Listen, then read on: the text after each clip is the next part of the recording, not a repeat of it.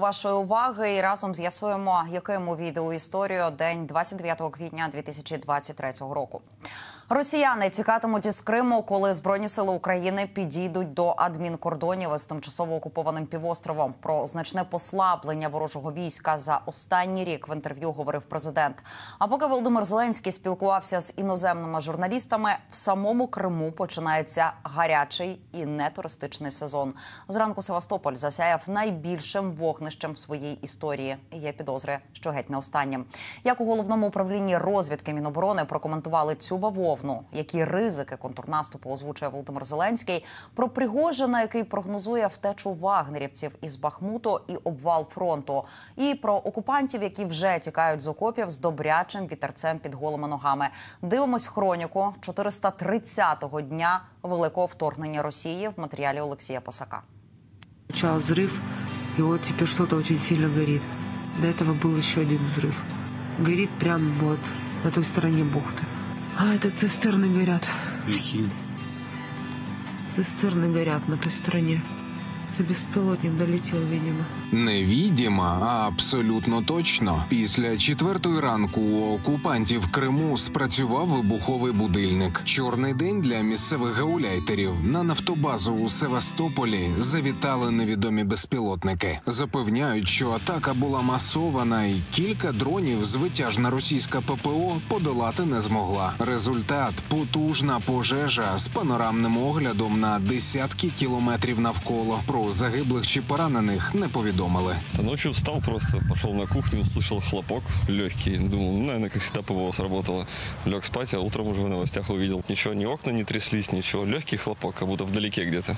Щоб нова легка бавовна і підготовка до звільнення Криму не нашкодила мешканцям на тимчасово окупованій території, цивільним не варто перебувати поруч із військовими об'єктами. Таку пораду озвучили в Головному управлінні розвідки Міноборони. Представник ГУРу Андрій Юсов зауважив, ранкові вибухи і пожежа у Севастополі знищила понад 10 цистерн з нафтопродуктами. Загалом 40 тисяч тонн пального, які призначалися Чорноморському флоту окупантів. Чому ж росіян спіткали такі неприємності? В ГУР мають пояснення. Це Божа кара, зокрема і за ракетний обстріл напередодні, який забрав десятки життів цивільних, серед них і 6 дітей в Умані. Утім, росіян доведеться ще довго вчити причинно-наслідковим зв'язкам, адже після пожежі у Севастополі самопризначені кримські сенатори почали закликати не до капітуляції, а до негайних ударів по Одесі, ба більше її повної військової нейтралізації. Чи спроможна на це Росія? Відповідь є в ультимативних погрозах російського міністерства нападу з важливим нюансом у погрозах, які були сказані ще понад рік тому.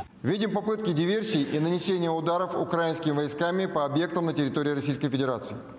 Если такие случаи продолжатся, то вооруженными силами Российской Федерации будут нанесены удары по центрам принятия решений, в том числе в Киеве, от чего российская армия до сих пор воздерживалась.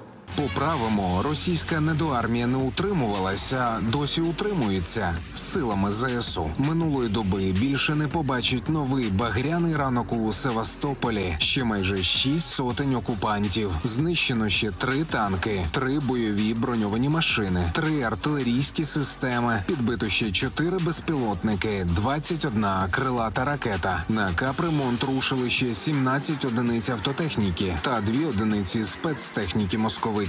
Що зупиняє початок контрнаступу? В інтерв'ю іноземним ЗМІ Володимир Зеленський говорив і про фактор погоди, і про певну інформацію, яка з'являється у світовій пресі. Утім, навіть такі витоки не зупиняють контрнаступ. За словами президента, швидше не допомагають ЗСУ. Попри все, контрнаступ буде. Які маємо ризики?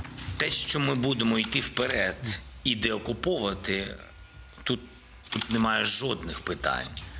І тут не буде жодних вагань, ми це будемо робити.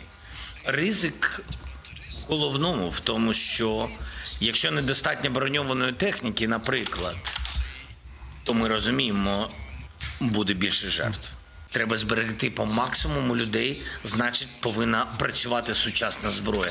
Зеленський говорив і про цілком реальну загрозу Третьої світової, але лише у тому разі, якщо Росії вдасться перемогти на українському полі бою. А ще згадував про вороже військо, яке слабше і втрачає мотивацію щодня. І поки у Москві тривають репетиції до параду на 9 травня із закритою для відвідин Червоною площею, кремлівські посіпаки і ватажок вагнерівців Пригожин вкотре починає стару істерику про нестачу боєкомплекта та невтішні перспективи на найближчі тижні. А ще прогнозує відхід найманців із Бахмуту. Мы идем наступать на Бахмут или нет? Мы находимся здесь или нет? Патронов осталось уже не на неделе, а на дни. Мы вынуждены будем в организованном порядке, чтобы не бежать как трусливые крысы потом, либо выходить, либо остаться погибать. А потом посипеться все остальное. І знову типова російська помилка. Фронт посиплеться не через нестачу набоїв у Вагнера. Фронт посиплеться лише після надзвичайних зусиль наших оборонців. Українські бійці, які стоять на Бахмутському напрямку, кажуть, що їх бригади достатньо добре укомплектовані, але очікують на збільшення кількості броні і на підвищення температури повітря. Треба тепла, побільше тепла, щоб це все було то висохло. Бо нереально. Просто навіть висадочна техніка просто тухне, сідає на пузо і капець. Що сухо буде, і можна буде ще більше працювати. І вночі також можна буде працювати. Хоча бойові дії не особо ведуться вночі, але все рівно. Окопи, зачистка ВОПів і так далі їхніх, це саме то. А окупанти, вочевидь, вже готуються до зачистки і планового перегрупування. Подекуди так оперативно, що втрачають однострій.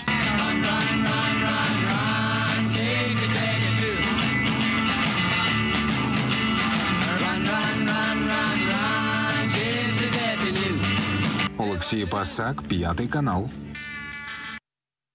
Нагадую вам, що всі матеріали наших кореспондентів ви завжди можете знайти на Ютубі 5 каналу. І окрім сюжетів, там є і розмовні студії, і авторські проєкти. Тому, якщо не хочете пропустити, підпишіться на Ютуб 5, прокоментуйте, поставте вподобайки, поділіться з друзями, підтримуйте український Ютуб. Одного ракетного і майже 30 авіаударів завдали окупанти протягом доби. Про це йдеться у зведенні від Генерального штабу Збройних сил України. Найгарячіші ділянки фронту незмінні. Запеклі бої тривають за Бахмут і Мар'їнку. Загалом же на сході українські оборонці відбили 40 атак окупантів. Водночас поблизу Мар'їнки в підрозділах російських військ почастішали випадки колективної відмови від участі в боях. Головно через великі втрати, брак боєприпасів та засобів індивідуального захисту. Ще одна причина окупантів – примушують йти в штурм без підтримки важкої техніки та артилерії.